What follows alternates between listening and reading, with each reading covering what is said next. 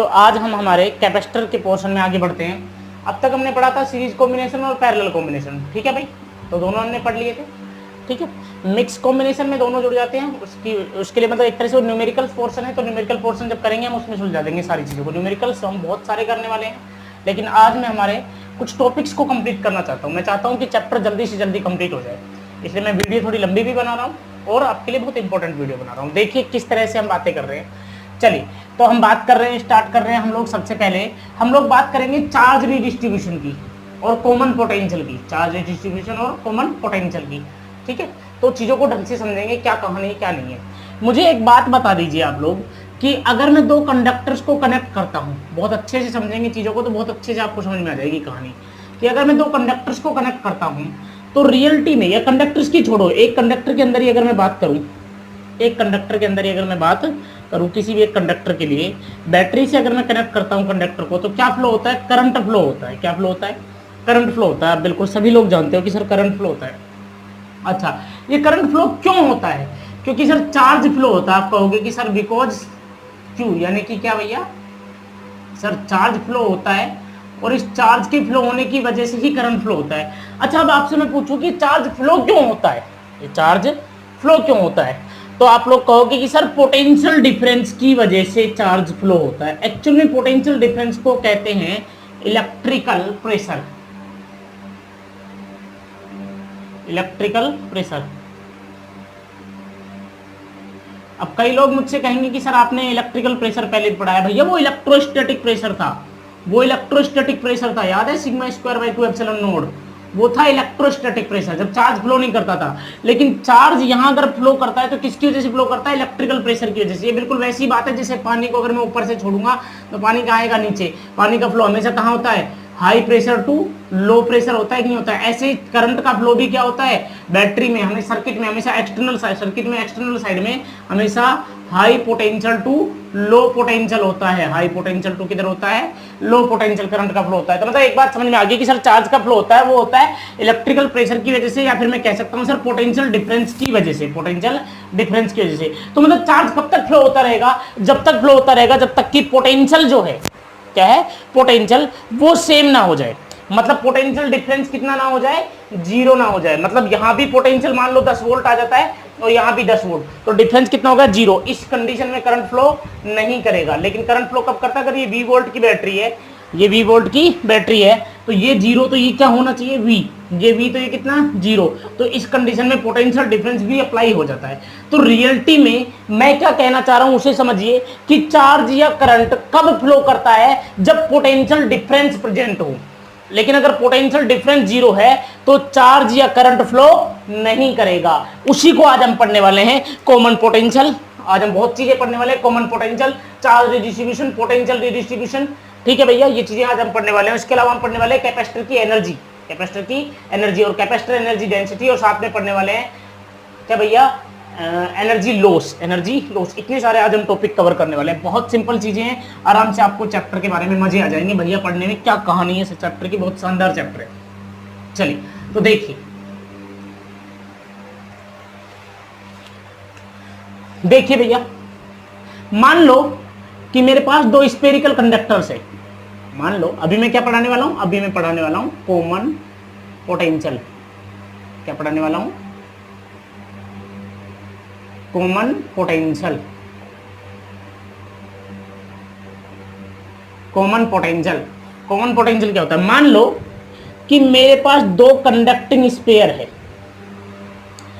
इसकी रेडियस है मान लो r1, और दूसरा भी एक कंडक्टिंग स्फीयर है और इसकी रेडियस मान लो कितनी है? r2 है।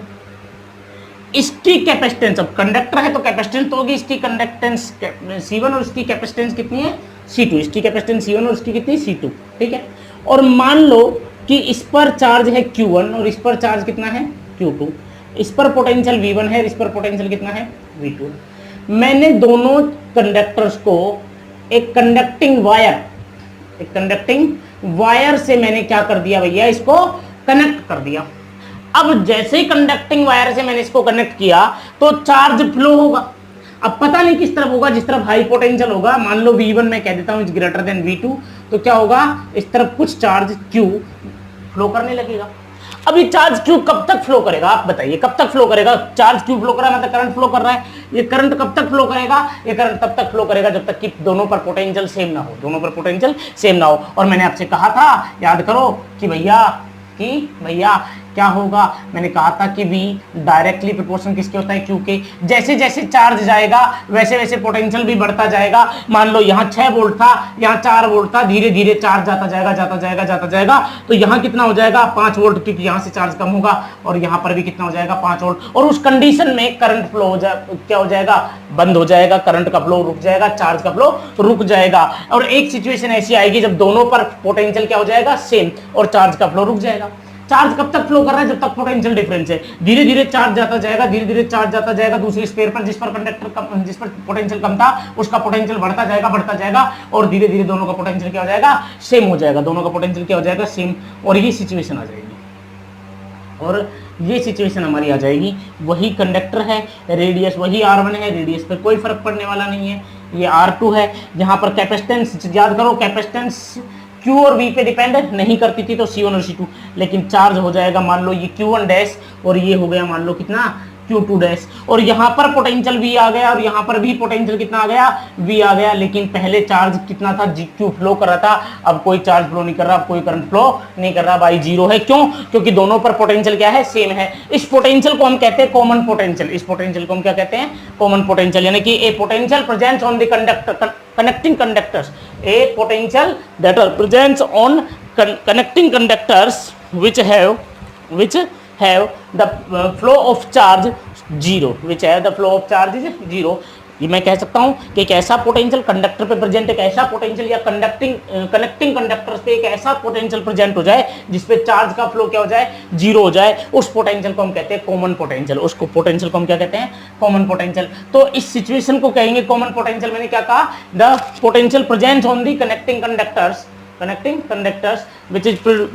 which can stop the where a potential presents on the connecting conductors which is stop the flow of charge, which is the stop the flow of charge from one conductor to another conductor। बोलो clear है? मतलब मैंने क्या कहा कि भैया एक ऐसा पोटेंशियल प्रेजेंट हो जाए कंडक्टर पे जिससे जो चार्ज का फ्लो है, जो करंट का फ्लो है, वो स्टॉप हो जाए, उस पोटेंशियल को कहते हैं कॉमन पोटेंशियल। सिंपल लैंग्वेज में आप कह सकते हो कि कॉमन पोटेंशियल क्या है, दोनों पे इक्वल पोटेंशियल, एक potential that are present on the same potential that are present on the connecting conductors. ये भी कह सकते हैं हम लोग, क्या कह सकते हैं हम लोग, ये भी कह सकते हैं कि a potential equal potential presents on the connecting conductors, equal potential या एक common potential presents on the connecting conductors. बोलो क्लियर है? अब देखिए यहाँ पे अगर हम बात करें कि इसकी वैल्यू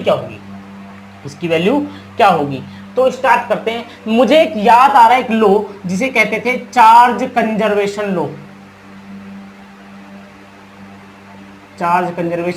लॉ। मैंने कहा था कि अगर किसी भी आइसोलेटेड सिस्टम की अगर हम बात करेंगे, किसी भी आइसोलेटेड सिस्टम की, तो उसका नेट चार्ज हमेशा क्या रहेगा, सेम रहेगा। तो मुझे बताइए पहले का चार्ज दोनों कंडक्टर पे जो था वो, और बाद का जो चार्ज है वो रहेगा तो सेम। हमने कहीं और से तो चार्ज नहीं लिया ना, हमने सिर्फ इनको ही तो आपस में टच किया है। तो हो सकता है चार्ज एक कंडक्टर से दूसरे कंडक्टर पे ही तो गया है, लेकिन चार्ज को ना डिस्ट्रॉय कर सकते ना क्रिएट कर सकते। इसका मतलब पहले जितना चार्ज था उतना ही चार्ज बाद में होना चाहिए कि नहीं होना चाहिए, यानी कि नेट इनिशियल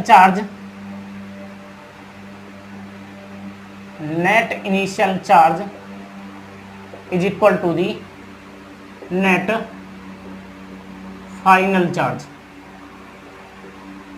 बोले क्लियर है? इनिशियल चार्ज और फाइनल चार्ज दोनों क्या रहेंगे, बराबर रहेंगे, इसमें कोई शक वाली बात नहीं है। तो भैया इनिशियल चार्ज क्या था, Q1 प्लस Q2 था दोनों कंडक्टर पे, और फाइनल चार्ज कितना है, Q1 dash plus Q2 dash, है कि नहीं है? बोलिए है कि नहीं है?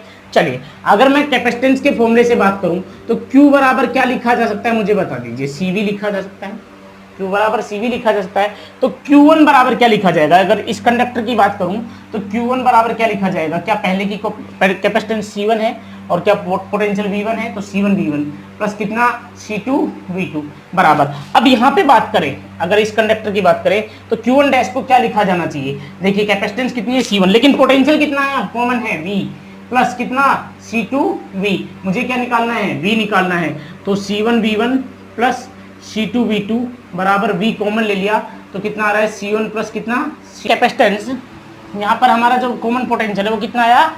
ये आया हमारे पास C1 V1 plus C2 V2 बराबर V इंटू C1 प्लस कितना C2। चलिए यहाँ से अगर V निकालना चाहें तो V बराबर क्या लिखा जाएगा? C1 V1 plus C2 V2 upon C1 plus C2। बहुत इंपॉर्टेंट फॉर्मूला है, न्यूमेरिकल भी काफ़ी बार इस पे आ चुका है, VIP फॉर्मूला है C1 V1 plus C2 V2 upon C1 plus कितना C2। चलिए अब एक और बात, अगर मैं इसे रेडियस की टर्म में लिखना चाहूँ तो, अगर मैं इसे रेडियस की टर्म में लिखना चाहूँ तो क्या लिखूंगा? देखिए समझिए, देखो एक बात हम लोग बहुत अच्छे से जानते हैं, मैंने आपको पढ़ाया था कि स्फेरिकल कंडक्टर यानी कि गोलीय चालक की धारिता कैसे निकालते हैं, स्फेरिकल कंडक्टर की कैपेसिटेंस कैसे निकालते हैं। तो C1 बराबर 4 पाई एप्सिलॉन नोड R1 लिख सकता हूँ, नहीं लिख सकता हूँ। इसी तरह से C2 को क्या लिख सकता हूँ? 4 पाई एप्सिलॉन नोड R2। और यहाँ पे बात करें हम इनकी वैल्यू को पुट कर दें तो क्या आएगा मुझे बताइए। देखिए V बराबर 4 pi epsilon node R1 V1 plus 4 pi epsilon node R2 V2 upon 4 pi epsilon node R1 plus 4 pi epsilon node कितना R2। 4 पाई एप्सिलॉन नोड ऊपर से भी कॉमन आ जाएगा, 4 पाई एप्सिलॉन नोड नीचे से भी कॉमन आ जाएगा, कैंसिल हो जाएगा। तो V बराबर क्या लिखा जाएगा? लिखा जाएगा R1 V1 plus R2 V2 upon R1 plus कितना R2। ये रेडियस की टर्म में है, किसकी टर्म में है? रेडियस की टर्म में। बहुत सिंपल है, देखिए कैपेसिटेंस की टर्म में क्या रहा? C1 V1 plus C2 V2 upon C1 plus C2, और रेडियस की टर्म में R1 V1 plus R2 V2 upon R1 plus कितना R2। तो ये हमारा कॉमन पोटेंशियल यहाँ तक कंप्लीट हुआ। अब हम क्या पढ़ने वाले हैं? अब हम पढ़ने वाले हैं भैया कॉमन पोटेंशियल के बाद में अब हम पढ़ेंगे चार्ज रीडिस्ट्रीब्यूशन और पोटेंशियल रीडिस्ट्रीब्यूशन। चार्ज रीडिस्ट्रीब्यूशन और पोटेंशियल रीडिस्ट्रीब्यूशन बहुत सिंपल सा टॉपिक है।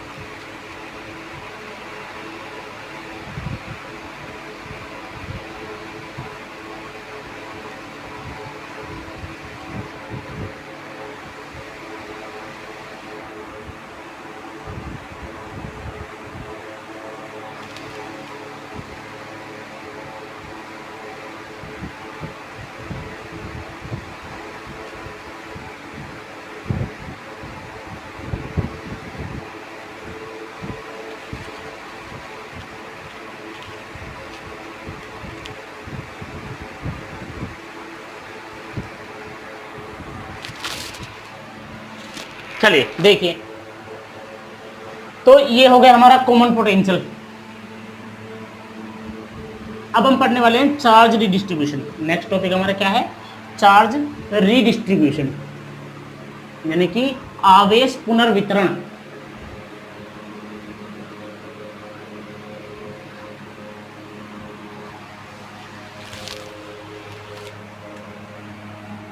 क्या पढ़ने वाले हैं?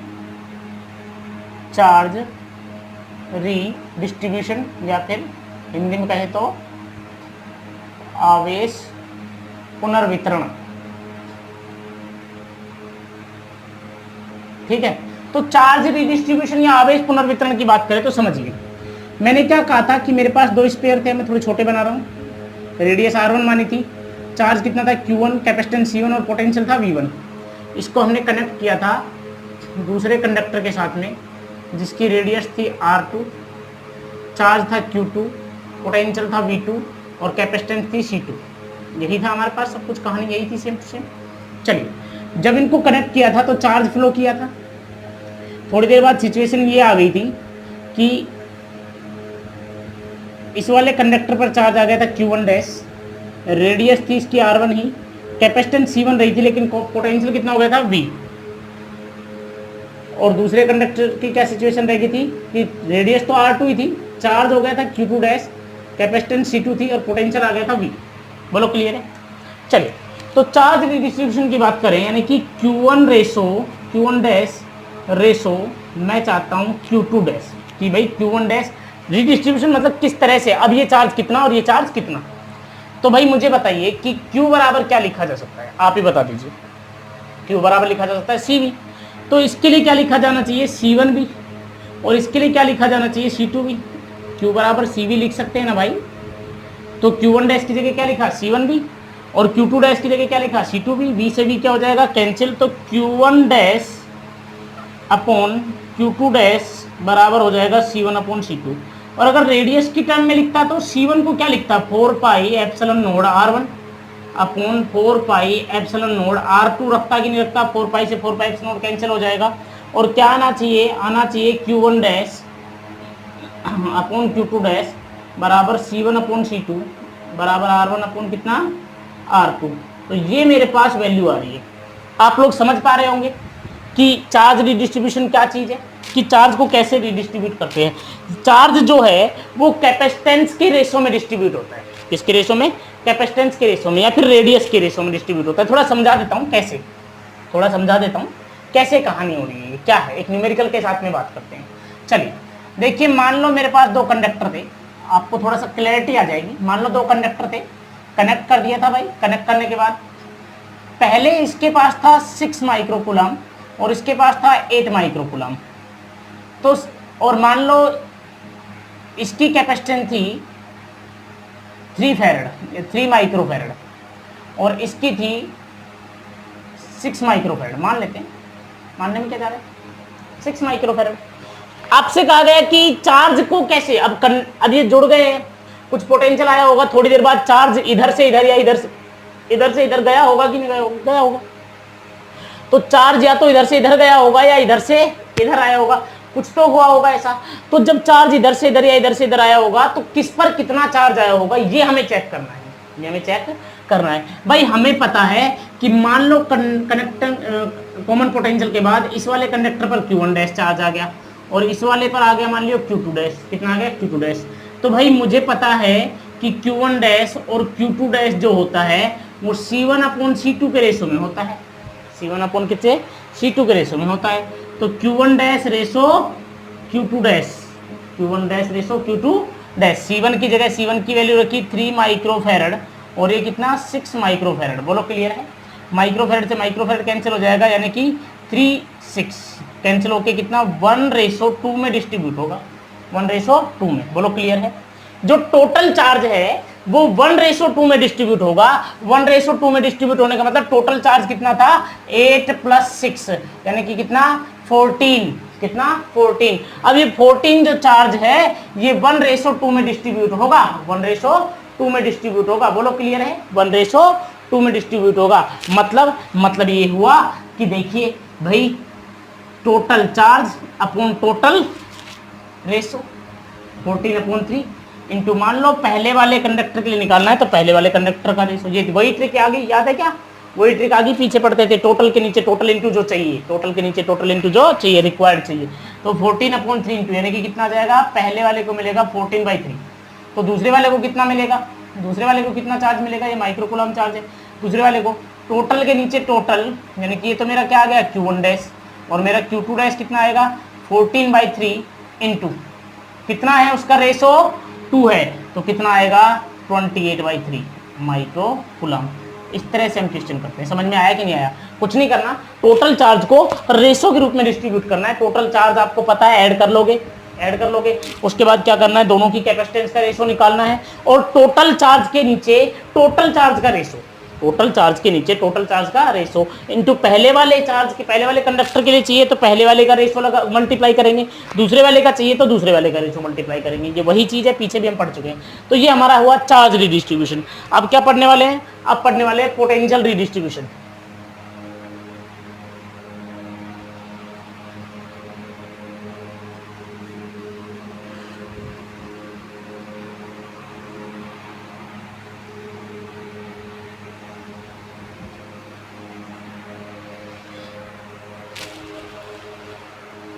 चलिए, तो सेम कहानी है पोटेंशियल डिस्ट्रीब्यूशन की।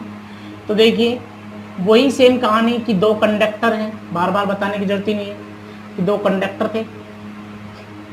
इसकी रेडियस R1 थोड़ा छोटा बना लेता हूँ क्योंकि डेरिवेशन थोड़ी सी लेंथी है।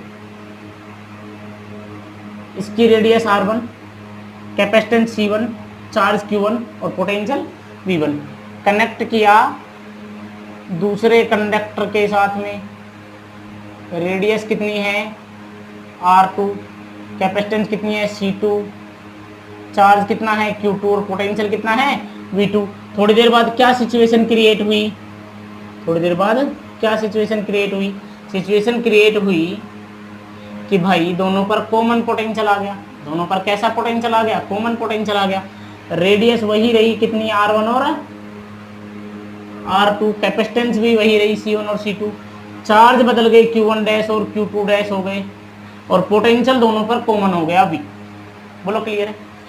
अब मुझे एक बात बताइए, अब दो सिचुएशन है, देखिए पोटेंशियल डिस्ट्रीब्यूशन मतलब पोटेंशियल में कितना चेंज आया, कि पहले कंडक्टर पे पोटेंशियल में कितना चेंज आया और दूसरे कंडक्टर पे पोटेंशियल में कितना चेंज आया। हमें ये निकालना है, हमें ये निकालना है कि प्राइमर जो फर्स्ट कंडक्टर है उसका पोटेंशियल कितना चेंज हुआ और दूसरे कंडक्टर का पोटेंशियल कितना चेंज हुआ और उनका रेशो। तो देखिए मान लो मैं पहले कंडक्टर की बात करना चाहता हूँ। एक बात सोचो, इनमें से किसी न किसी एक कंडक्टर का पोटेंशियल तो हाई होगा। मान लो मैं इसका पोटेंशियल मान लेता हूँ 8 और इसका मान लेता हूं मैं कितना भैया 6। तो अब कॉमन कितना होना चाहिए, कॉमन कितना होना चाहिए, अब बताइए कॉमन कितना होना चाहिए, बराबर बराबर बटना चाहिए, दोनों पे इक्वल इक्वल डिस्ट्रीब्यूट होना चाहिए, यानी कि दोनों का 8 + 6/2, अरे यही तो बराबर होगा, यानी कि कितना 7, अरे कितना 7, मतलब इस पर भी 7 आना चाहिए कॉमन पोटेंशियल, इस पर भी 7 आना चाहिए और इस पर भी कितना आना चाहिए 7 ही आना चाहिए, तभी तो कॉमन होगा, तभी तो कॉमन होगा, होगा कि नहीं होगा। तो मुझे एक बात बताइए कि अगर मैं फर्स्ट कंडक्टर बात करता हूं, फॉर फर्स्ट स्पेयर, अगर फर्स्ट स्पेयर की बात करूं तो मुझे बताइए कि फर्स्ट स्पेयर में V1 is greater than V है कि नहीं है। ये 8 है और ये कितना है 7 है, ये 8 है और ये कितना है 7 है। तो फर्स्ट स्पेयर के लिए इसका पोटेंशियल, पहले पोटेंशियल ज्यादा था और कॉमन पोटेंशियल में क्या हो गया, कम हो गया। आप इसको भी ज्यादा मान सकते थे, कोई बड़ी बात नहीं है, ठीक है। तो भैया अब मुझे बताइए कि जो चेंज इन पोटेंशियल है वो क्या होगा,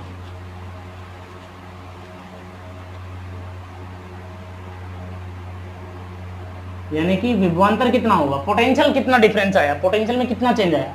तो भाई डेल्टा V1 उसको अगर मैं कह दूं तो वो V1 - V होना चाहिए कि नहीं होना चाहिए, होना चाहिए।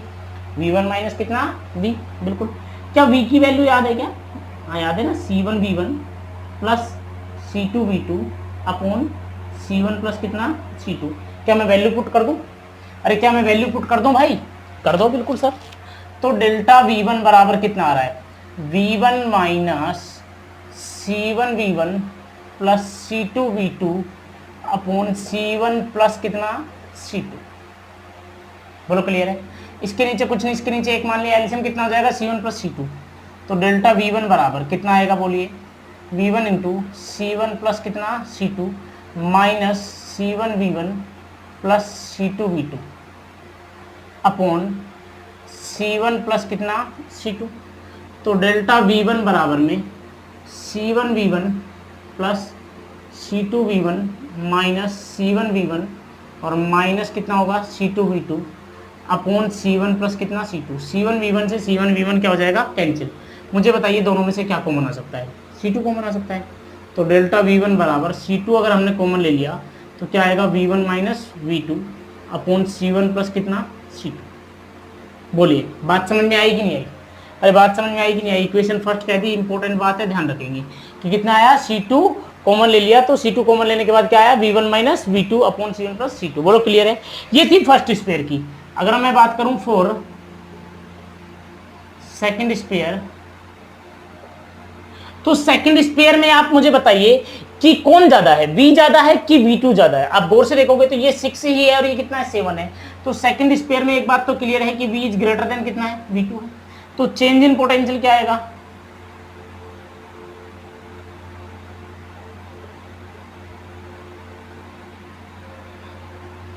विभवांतर कितना आएगा, विभवांतर आएगा सीधी सी बात है delta V2 equal to V minus V2, अरे V माइनस V2 यही आना चाहिए कि नहीं आना चाहिए। V की वैल्यू पुट कर दो, V की वैल्यू पुट कर दो तो कितना C1V1 plus C2V2 upon C1 plus C2 minus कितना है V2। इसके नीचे कुछ नहीं, इसके नीचे क्या मान लेंगे 1, क्या मान लेंगे 1।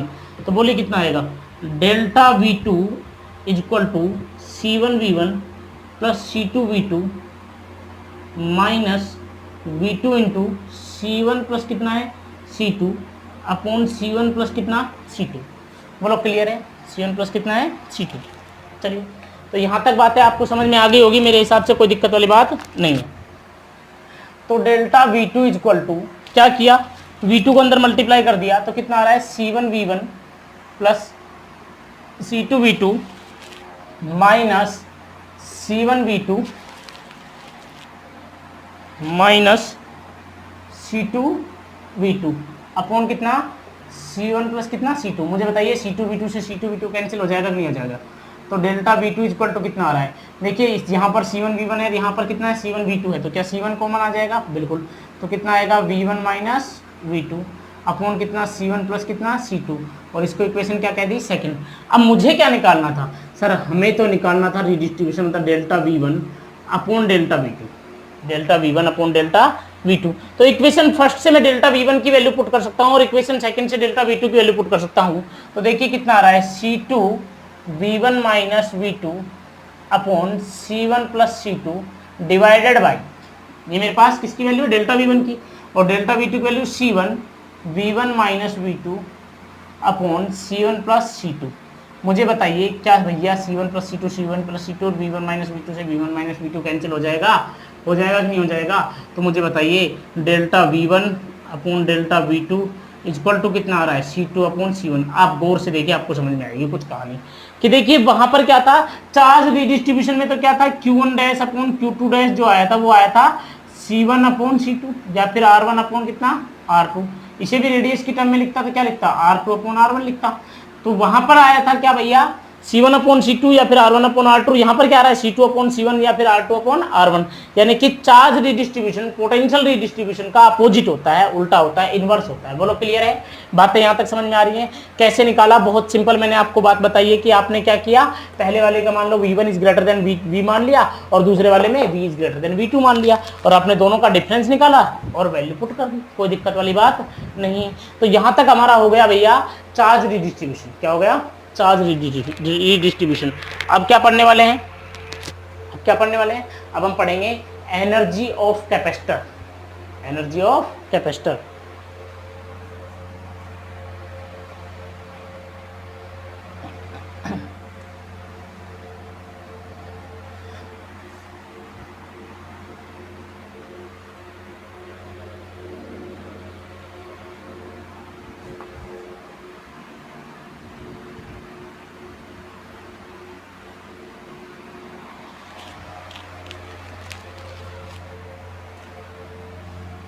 चलिए तो अब हम बात करने वाले हैं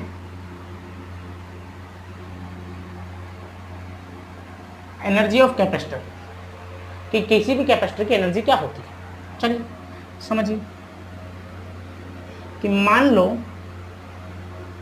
मेरे पास एक कैपेसिटर है, इसको मैंने एक बैटरी से कनेक्ट किया चार्ज करने के लिए, तो क्या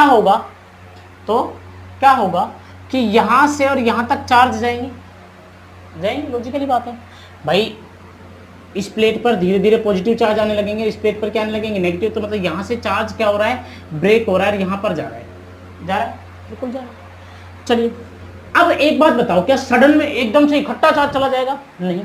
चार्ज कैसे जाएगा, थोड़ा थोड़ा करके जाएगा कि नहीं जाएगा, आप ही मुझे बता दीजिए। थोड़ा थोड़ा करके चार्ज जाएगा कि नहीं जाएगा? जाएगा, बिल्कुल।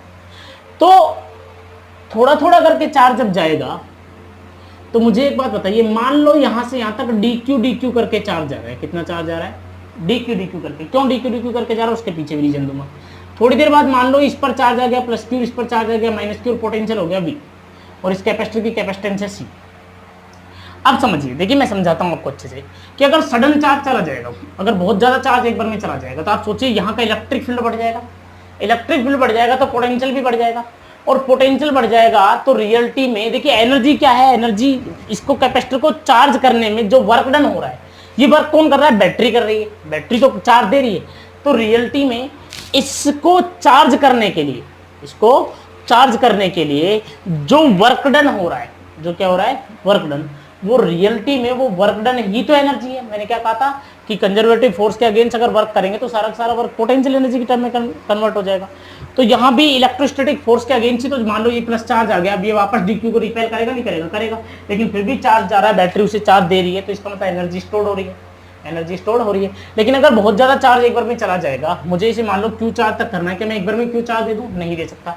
क्यों नहीं दे सकता, अगर मैंने एकदम से क्यू चार्ज दे दिया तो क्या होगा, पोटेंशियल बहुत ज्यादा इंक्रीज हो जाएगा, और भैया हमारा जो वर्क है वो अलग अलग आएगा, हमारा जो वर्क है, क्योंकि हर बार क्या होगा, पोटेंशियल चेंज होता जाएगा, पोटेंशियल चेंज होता जाएगा। और वर्क क्या होता है, अगर पोटेंशियल की बात करें तो V बराबर डब्ल्यू अपॉन क्यू होता है, तो डब्ल्यू बराबर क्या होना चाहिए, क्यू भी।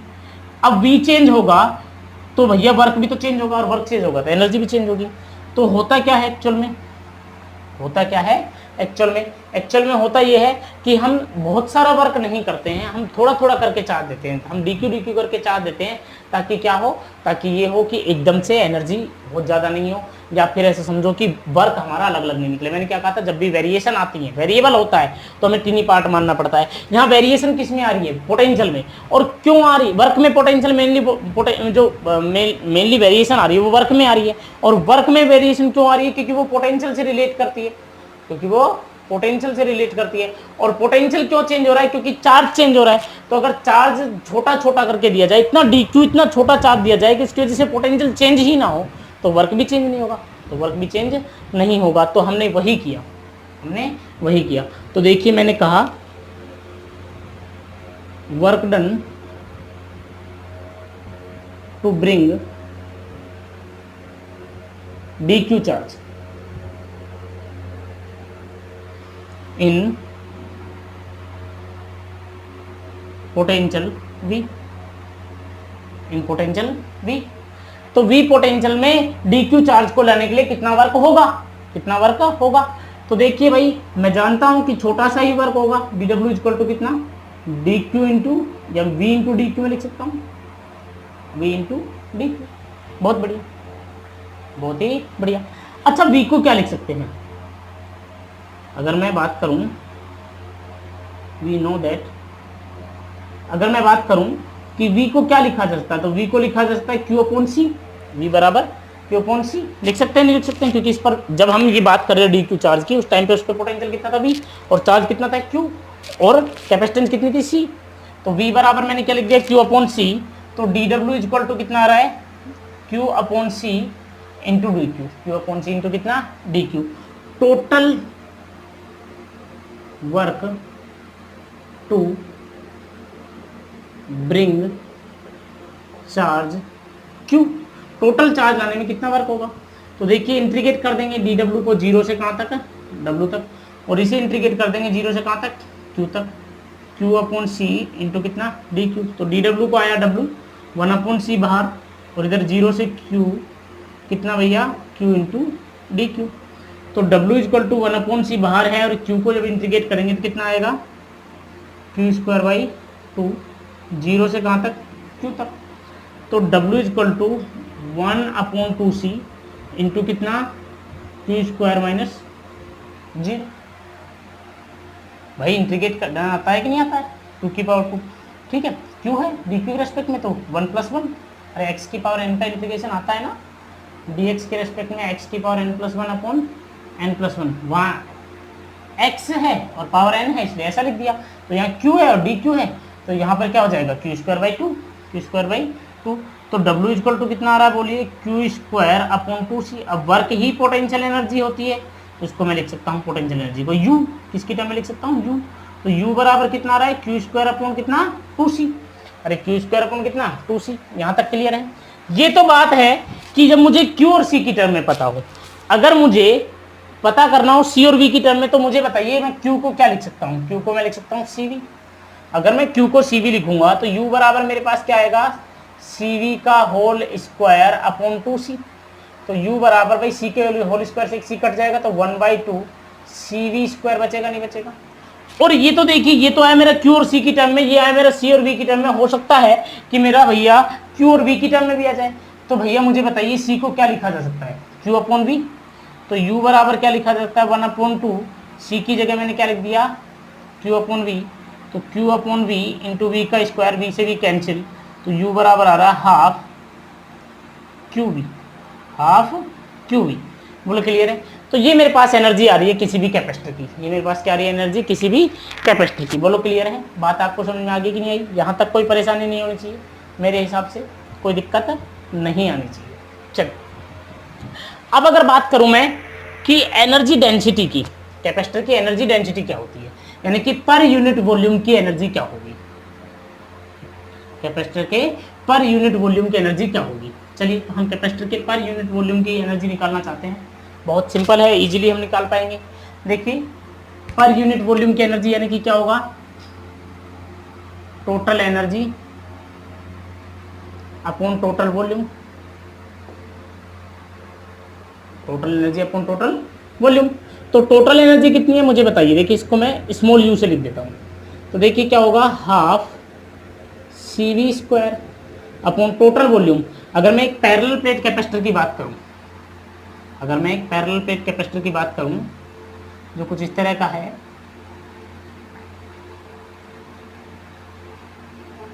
तो मुझे बताइए, मान लो ये इनके बीच की डिस्टेंस D है और ये एरिया A है प्लेट का, तो वॉल्यूम क्या हो जाएगा, area into width, area into width, तो A इंटू कितना D। और इस पैरेलल प्लेट कैपेसिटर की कैपेसिटेंस को क्या लिखा जाना चाहिए, A epsilon node upon D, A epsilon node upon D। बोलो लिखना चाहिए कि नहीं लिखना चाहिए। तो U बराबर लिखा गया 1/2 A epsilon node upon D into V square. इस पैरेलल प्लेट कैपेसिटर के लिए बात चल रही है कि इसकी प्लेट का एरिया कितना है A और दोनों प्लेटों के बीच की डिस्टेंस कितनी है D। तुम ध्यान से देखोगे तो एक क्यूब की तरह बन गया कि नहीं, एक क्यूबॉइड की तरह बन गया कि नहीं बन गया। तो इस क्यूबॉइड का वॉल्यूम क्या होगा, area into D, area into D, यही तो होगा। तो भैया क्या होगा, ये आया हमारा यहाँ पे और नीचे कितना आ रहा है हमारा AD, कितना आ रहा है AD। A से A क्या हो जाएगा, कैंसिल। तो U बराबर कितना आ रहा है 1/2 epsilon node V square upon D into D, कितना D का स्क्वायर इंटू कितना D का स्क्वायर। तो मुझे बताइए U बराबर मेरे पास क्या आ रहा है, 1/2 एप्सिलॉन नोड, आप ध्यान से देखोगे तो V अपॉन D का होल स्क्वायर। मैं आपको याद दिला देता हूँ कुछ एक फॉर्मेट सिंपल सी, कि V को हम क्या लिख सकते थे, याद है, E डॉट डी। कैपेसिटर के लिए V बराबर E डॉट डी लिखते थे कि नहीं लिखते थे, E डॉट डी आर करके। अब प्लेटों के बीच की डिस्टेंस दी है तो V बराबर E डी। तो E बराबर कितना लिखा जाएगा, V अपॉन डी। अरे E बराबर कितना लिखा जाएगा, V अपॉन डी। तो क्या V अपॉन डी को मैं E लिख सकता हूँ, बिल्कुल। तो U बराबर कितना आ रहा है 1/2 एप्सिलॉन नोड E स्क्वायर। हमने पहले भी इस डेरिवेशन को ड्राइव किया था, याद करो फर्स्ट चैप्टर में इलेक्ट्रोस्टैटिक्स में। तो U बराबर 1/2 एप्सिलॉन नोड E स्क्वायर। तो ये हमारी कैपेसिटर की एनर्जी डेंसिटी, ये हमारी कैपेसिटर की क्या है, एनर्जी डेंसिटी। बोलो क्लियर है, यहाँ तक कोई परेशानी, कोई समस्या। चलिए, तो अब एक टॉपिक बचा, एनर्जी लॉस। एक टॉपिक क्या बचा, energy loss.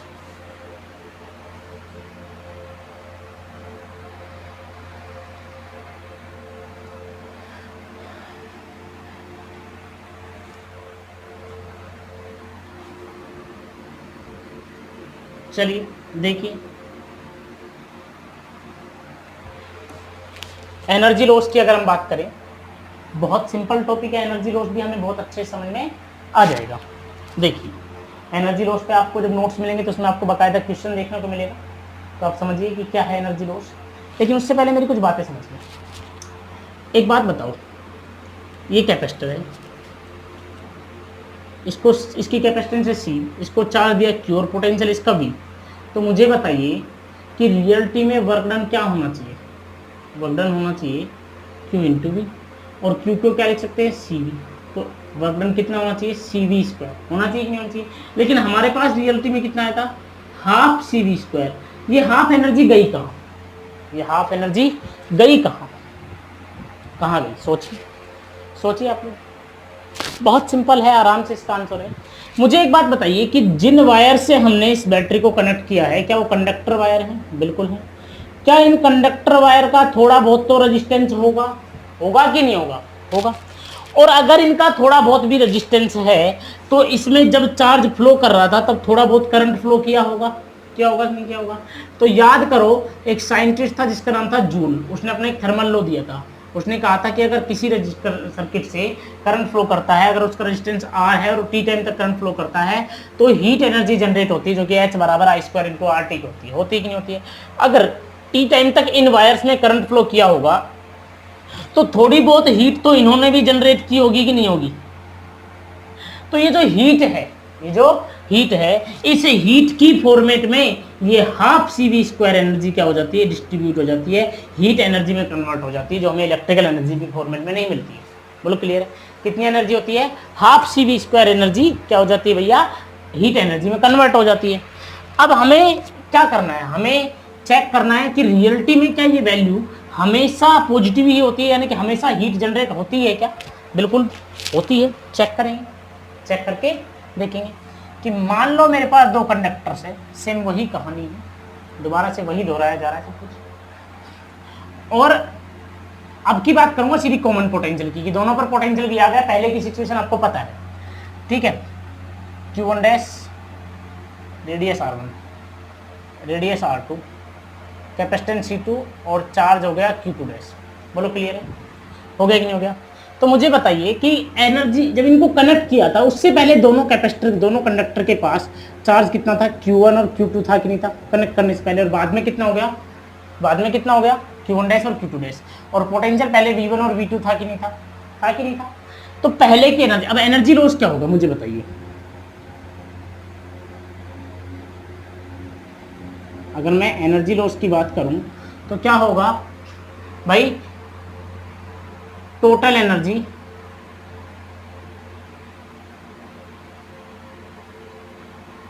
Before connecting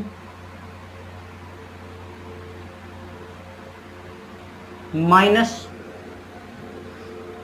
total energy after connecting. भाई कनेक्ट करने से पहले की टोटल ऊर्जा में से कनेक्ट करने के बाद की एनर्जी को घटा देंगे, डिक्रीज कर देंगे, उसमें से सब्ट्रैक्ट कर देंगे, तो एनर्जी का लॉस आ जाएगा कि नहीं आ जाएगा। तो पहले कितनी एनर्जी रही होगी भाई, पहले वाले स्पेयर की एनर्जी रही होगी हाफ C1V1² प्लस दूसरे वाले स्पेयर की कितनी रही होगी, हाफ C2V2²। ये पहले की इनिशियल एनर्जी, और बाद में कितनी होगी, बाद में होगी half C1V² plus half C2V²। बोलो हुई होगी कि नहीं होगी? तो चलिए, मैंने कहा कि हाफ अगर मैं कॉमन ले लेता हूँ, अगर मैं हाफ सब में से कॉमन ले लेता हूँ तो कितना आएगा, C1V1² plus C2V2² minus C1V² minus C2V²। बोलो ऐसा है कि नहीं? तो half C1V1² plus C2V2² minus, अगर मैं यहाँ से एक बात कहूँ कि C1 प्लस C2 मैंने माइनस कॉमन ले लिया और इधर से मैंने V² कॉमन ले लिया, कोई समस्या? कोई समस्या? मैं ऐसा समझो कि मैंने माइनस V² कॉमन ले लिया, कोई समस्या है क्या भैया? यहाँ लिख देता हूँ मैं, आपको थोड़ी तकलीफ हो तो, कि माइनस V² मैंने कॉमन ले लिया, तो C1 प्लस कितना आया, C2। अच्छा, V की वैल्यू आपको पता ही है कि C1V1 plus C2V2 upon C1 plus C2 लिखी जा सकती है। लिखी जा सकती है कि नहीं लिखी जा सकती? बिल्कुल लिखी जा सकती है। तो हम वैल्यू यहाँ पे पुट कर देते हैं। तो हमारे पास आ रहा है half C1V1² plus C2V2² minus V² की जगह हमने वैल्यू पुट कर दी C1V1 plus C2V2 upon C1 plus C2 का whole square into C1 plus कितना है, C2। चलिए, अब एक बात बताइए, ये होल स्क्वायर है कि नहीं है? होल स्क्वायर है तो क्या मैं इन पर अलग अलग होल स्क्वायर लगा सकता हूँ? मतलब मैं ये लिख सकता हूँ इसका भी होल स्क्वायर, ऊपर वाले का भी और नीचे वाले का भी होल स्क्वायर। अब मुझे बताइए, ऊपर वाला नीचे वाला एक पार्ट तो सेम ही है कि नहीं है? तो क्या लिख दिया गया, हाफ, ये कैंसिल हो गया, half C1V1² plus C2V2² minus C1V1 plus C2V2 का whole square upon C1 plus कितना है, C2। C1 प्लस C2, अब देखिए इनके नीचे एक मान लूँ, इसके नीचे भी एक मान लूँ, तो क्या एलसीएम C1 प्लस C2 आ जाएगा?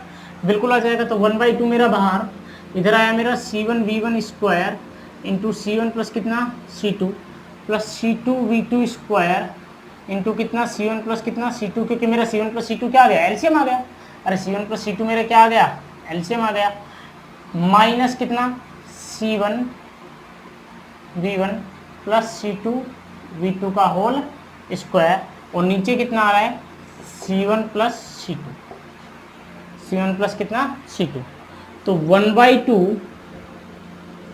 C1 V1 square. अब मैं C1 को अंदर मल्टीप्लाई करता तो देखिए जब मैं इसको अंदर मल्टीप्लाई करूँगा तो क्या आएगा C1 का स्क्वायर और V1 का स्क्वायर आएगा कि नहीं आएगा, प्लस जब अंदर मल्टीप्लाई करूँगा तो क्या आएगा C1 C2 और V1 का स्क्वायर। इसी तरह जब मैं C2 V2 को अंदर मल्टीप्लाई करूँगा तो क्या आएगा बोलिए, C1 है C1 C2 और V2 का स्क्वायर। इस C2 को जब इस पे प्लस का साइन है तो प्लस का आएगा, जब C2 को C2 से मल्टीप्लाई करूँगा तो क्या C2 का स्क्वायर हो जाएगा, तो C2 स्क्वायर और V2 स्क्वायर माइनस। अब देखिए ये a प्लस बी के होल स्क्वायर से खुलेंगे कि नहीं खुलेंगे, खुलेंगे, तो खोलिए a square plus B square plus 2ab मतलब 2c1 c2 v1 v2 upon कितना c1 प्लस कितना c2। चलिए माइनस को अंदर मल्टीप्लाई कर देते हैं तो 1/2 c1 square v1 square plus c1 c2 v1 square plus c1 c2 v2 square plus c2